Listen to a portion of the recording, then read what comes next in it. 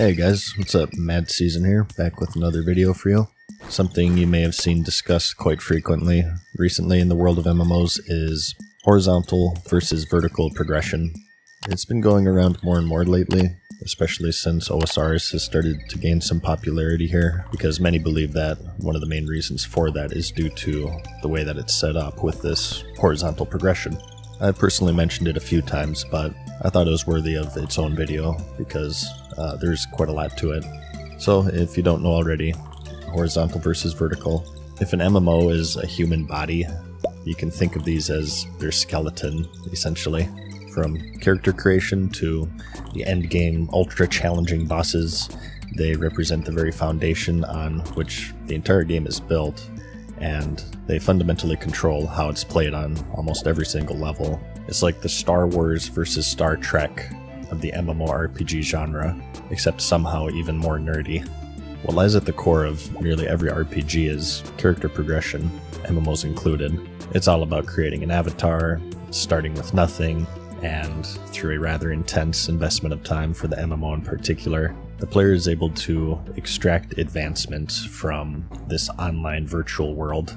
And outside of the MMO, although it wouldn't be fair to say that it's simple, it is straightforward, as of course the beginning and the end are clearly defined.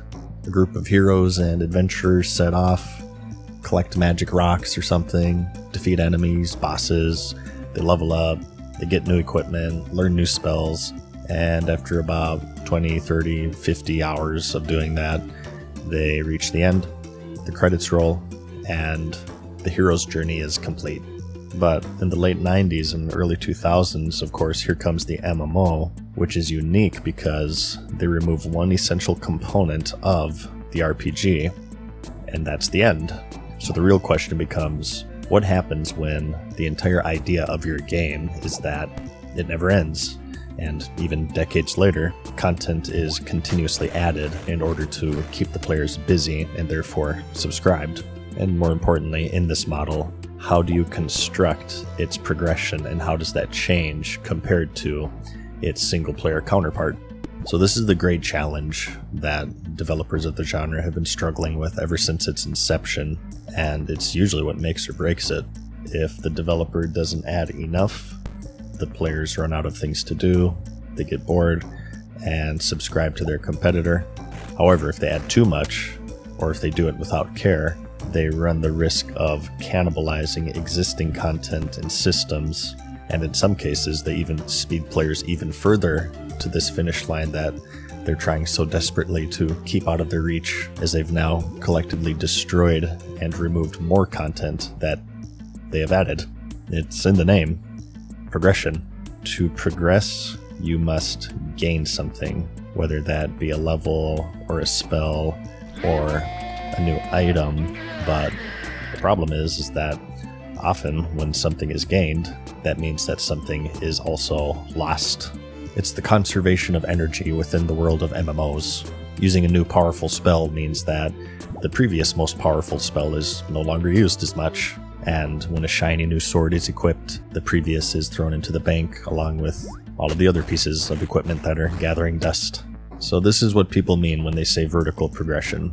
Is progression such that when new content is released, it quite harshly makes existing content in the game irrelevant. Games representing this style would be the genre-defining World of Warcraft, or its many clones. There's this very defined and definite creep in power, and even if the game is 10, 20, 30 years old, the amount of relevant and impactful content to do in the game stays roughly the same. A good example, and one that I've used before, is how modern World of Warcraft structures their raids and patches. When a new patch is released, nearly all the character power extracted from the previous is very quickly replaced, and aside from cosmetics and collectibles, there's no real reason to return to the content from the previous patch. And in the other corner, we of course have horizontal progression, which is more defined by what vertical progression isn't. Horizontal avoids this cannibalization, as when new content is added, it's done in a way that minimizes this negative impact on the already existing features and systems. Of course, as many are learning now, this style is represented by games like OSRS, or even Star Wars Galaxies if you ever played that.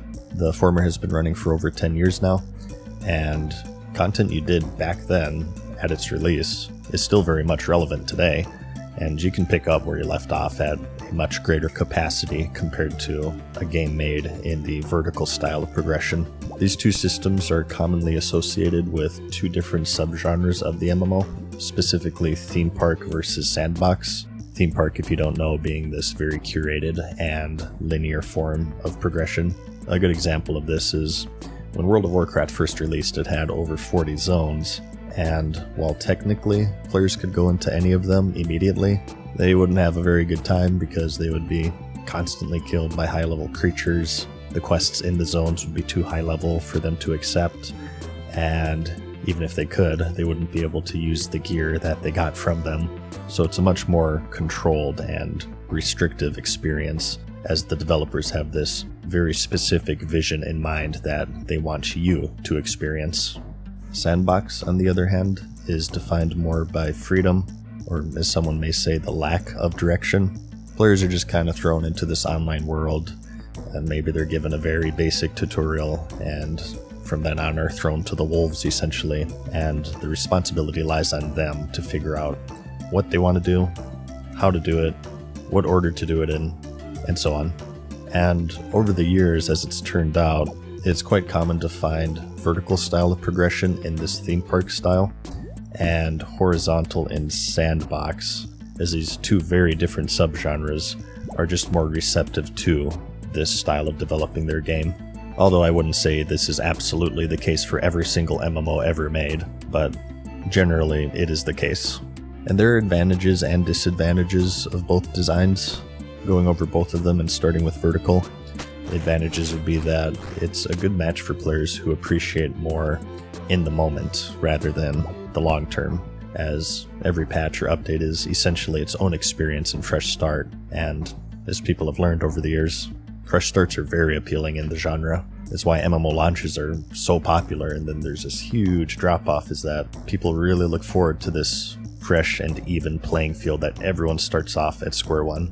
Even if it isn't directly through activities like PvP, players are always competing against each other in some way, and this is especially true typically in these theme park vertical style of progression games.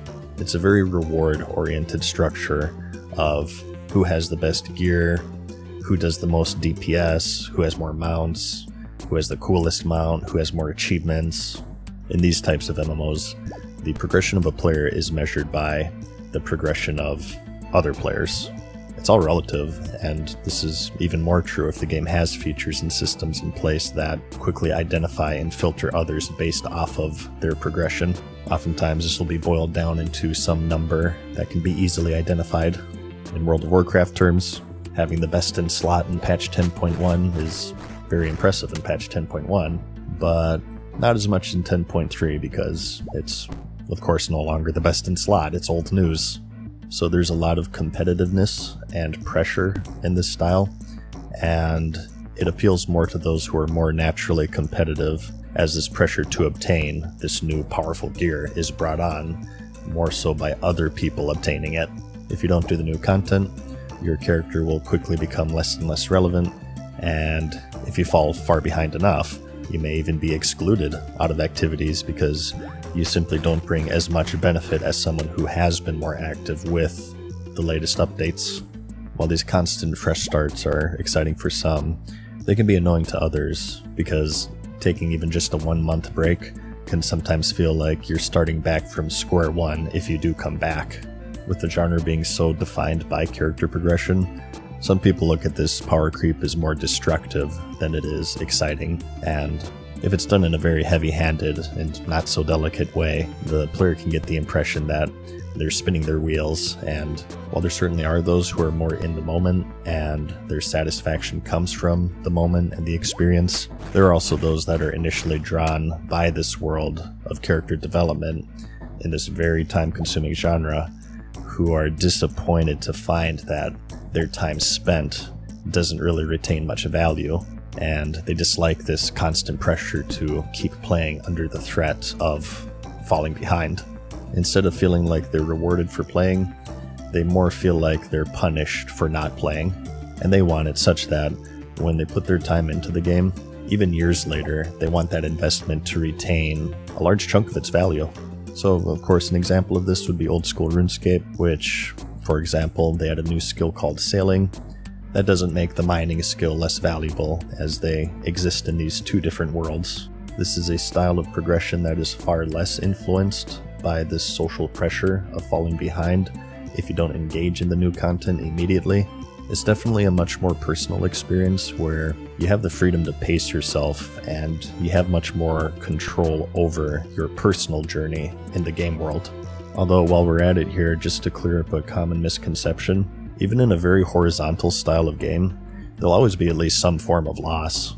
At the end of the day, when new content is released, there has to be some incentive to engage with it, and most commonly that comes in the form of exciting equipment or features. And for them to be exciting, they have to be good or worthwhile, and because, again, progression is all relative in the genre, for something to be better, something else has to be made worse in some way. This decay will always exist to some degree, even in horizontal, but what really separates the two is that horizontal makes this very concerted effort to minimize the decay part as much as humanly possible. So, two very fundamentally different styles of structuring your games, and really it's up to the individual player to decide which they prefer. Today, because World of Warcraft became so dominant within the genre, theme park and therefore vertical progression is currently the most popular and common, but people are usually pretty surprised to learn that it wasn't always the case. In fact, it was the opposite. In the genre's formative years, it was largely dominated by sandbox with games like Ultima Online, Star Wars Galaxies, and of course RuneScape. It was just how the genre was, largely due to a lack of experience and often the massive funding needed to make these games.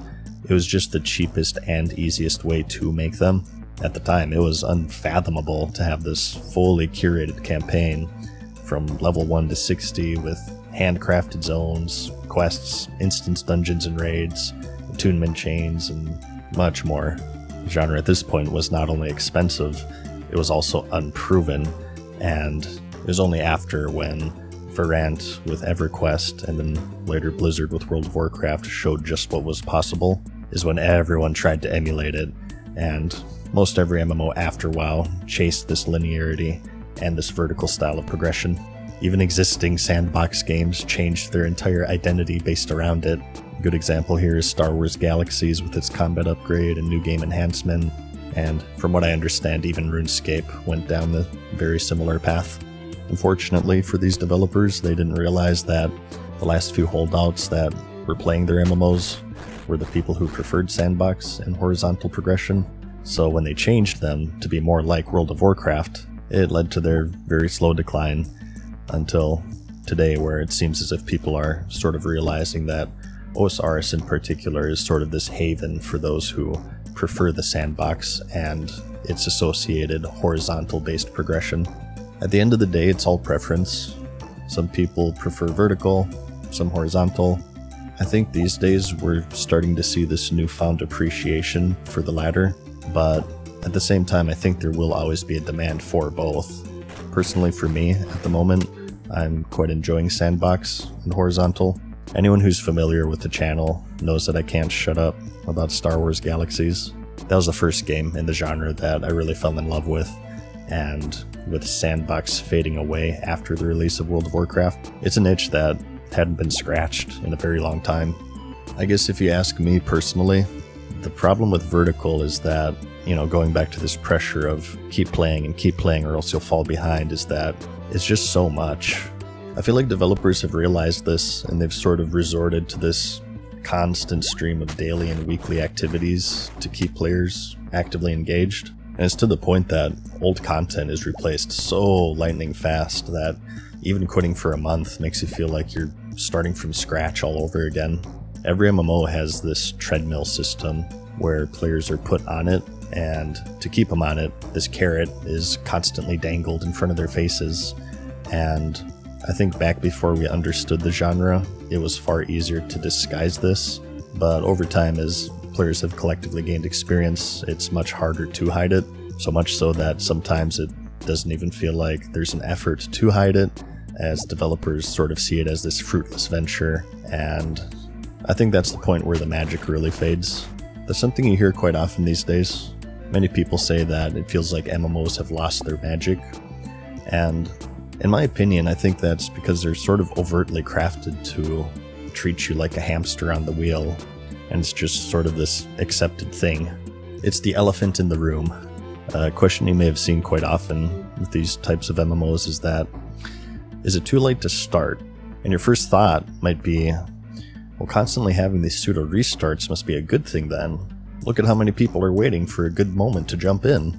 But I think the real question should be, why are they asking this question? Well, they're asking it because you've crafted your game to be unappealing at every moment but these fresh starts. In my opinion, this self-cannibalization isn't a solution. It's the entire source of the problem. And people ask it because your game is set up to constantly reset progression. So of course, if any substantial amount of time passes after these fresh launches or relaunches, the game becomes less and less appealing to play because the player is going to feel more and more behind, because this entire style of progression is sort of centered around this societal pressure to keep up with the current content or you fall behind.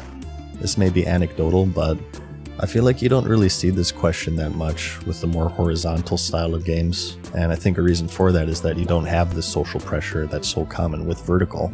Any time is a good time to play, because the experience isn't really about the rewards as much as it is about the activities you engage with to get the rewards. And because of that, there's less apprehension of finding this perfect right timing of being in the fun part or the good part of the game and not feeling like you're massively behind. Or if you ever fall off the treadmill, you'll become massively behind. I think another reason for this big surge recently towards horizontal is that the genre gained so much of its player base over 20 years ago now, when a lot of the players were in their teenage or early adult years. So you have this giant group of people who are hitting their mid-30s, and of course this is the age where people start valuing time more and more, and they're becoming more intolerant to their valuable time being overtly reset and wasted. As time-consuming as the genre is, they at least want that investment to mean something and to hold some sort of value. And they also want that freedom where if life happens, which often does at around this age, they have this comfort and freedom that they can step away from it for a few months, and when they come back, they don't have to essentially start over again. So I guess you can consider me as a part of this group. Right now where I'm at, I'm very receptive to this more horizontal style, but at the same time, I'm sure in the future I'll get the itch for vertical again. I'm definitely leaning one way at the moment, but the good thing is that these two styles are different enough that they both warrant existing as they satisfy two different crowds. I'm glad that OSRS is allowing people to see the benefit of horizontal, as I think it's been held back for many, many years now at this point, and the developers should get a lot of credit for that. In my opinion, it's a much harder way to develop an MMO because you have this challenge of how do you make something exciting and appealing for people to engage in without making other things in your game less exciting.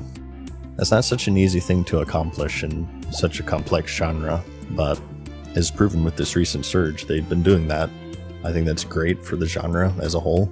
I'm of the opinion that the MMO has been far too monopolistic, and that's one of the main things that holds it back. The issue is that it's so expensive to develop that it's not really possible for indie to save it from the clutches of corporate, uninspired AAA slop. So when I see games like OSRS getting some traction and appreciation, not only do I think that's good for the game itself, but I think it's good for the genre and the player base as a whole. But with that, this will conclude this episode. This is a new format of video for me, so let me know if you have any feedback. They're not edited as much as my normal videos, but because of that I can kind of put them out in just one day, and they don't really take away any time from my other stuff, and you guys don't have to wait like a week or 2 weeks in between videos. It's definitely different, but hopefully still enjoyable. If that was the case, please like it if you liked it, and I'll see you in the next one. Peace.